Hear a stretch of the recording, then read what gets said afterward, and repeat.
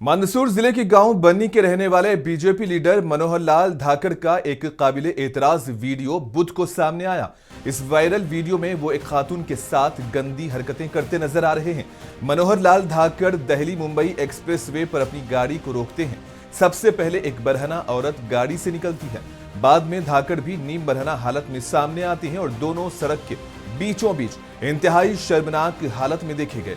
ये वीडियो 13 मई 2025 को Delhi Mumbai expressway outline का बताया जा रहा है।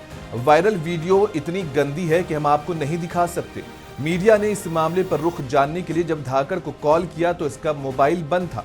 जब रियासती बीजेपी के तर्जुमान यशपाल सिंह सिसोदिया से इस बारे में पूछा गया तो इन्होंने वीडियो नहीं देखा कहकर अपना पल्ला झाड़ लिया। कहा कि वीडियो के हवाले से कोई सदाकत नहीं है, लेकिन ये सोशल मीडिया पर वायरल है, जबकि इसकी कार का नंबर मनोहर लाल धाकड़ के नाम पर रजिस्टर्ड है। ये भी बता दें कि बीजेपी नेता धाकड़ की बीवी मंदसौर जिला पंचायत की रुकन है। इसके बाद भी बीजेपी नेता को ना तो बीवी का खौफ है और ना ही पार्टी का।